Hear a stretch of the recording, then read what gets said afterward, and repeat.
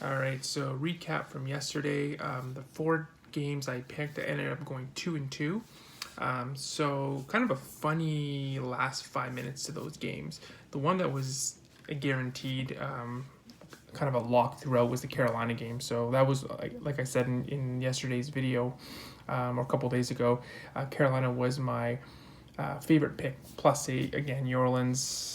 It was just a good matchup for Carolina, and a game that Carolina could have won. Ended up losing by 3 points. Got the cover, so that was all fine. The other three games, I could have went 4-0, 3-1, 2-2, which is what I ended up going, or 1-3, just getting the Carolina game right. Because the other three were nail biters.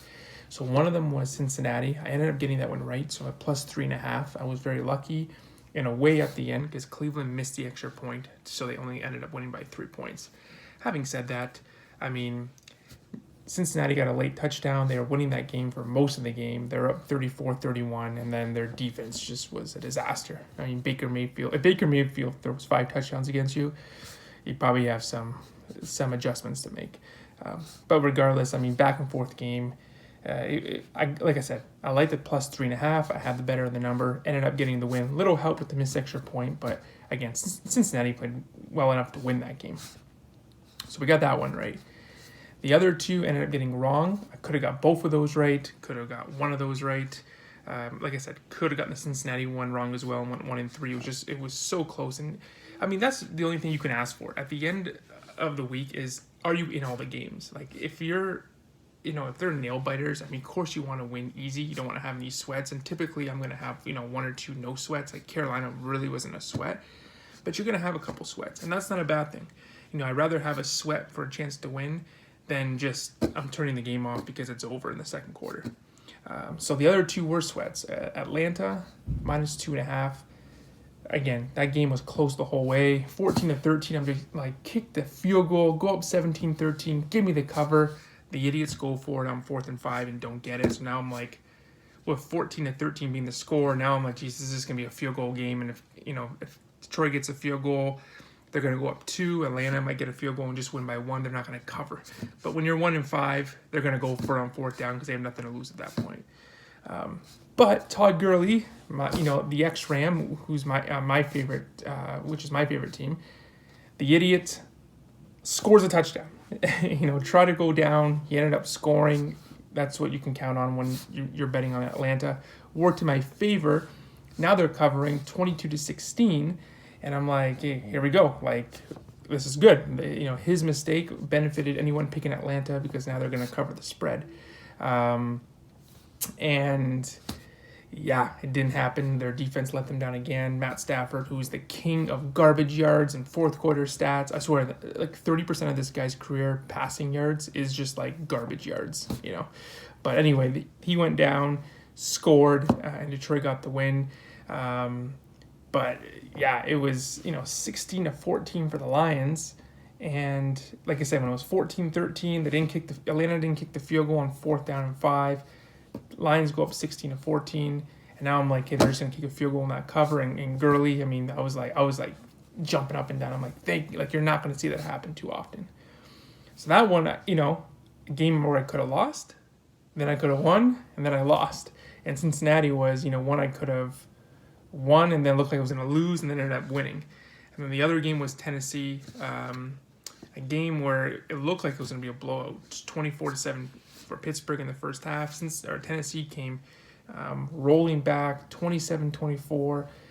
Gostkowski, who's had a terrible year, had a 46-yard field goal to tie it and send it into overtime, and he missed it. So right there, I mean, if the Titans, just missed that field goal by inches. They go into overtime. Tennessee has all the momentum with the comeback. If the Falcons are able to hold, I get that one. And then, I could have went 4-0. So all the games, those 3 games were coin flips. Ended up not, ended up only winning the Cincy one. The other 2 just lost out. But 2-2, I mean, it's not bad. Like I said, I haven't been worse than 2-2. With my 14 bets this year. I've been 3-1 a couple of times, 2-2 the last 2 weeks, 4-0. So I mean, overall, I'm probably like 70-75% in my in my 3 or 4 team bets if I added them up throughout the year, because I hadn't had a week that has been worse than 500. So it's been really good.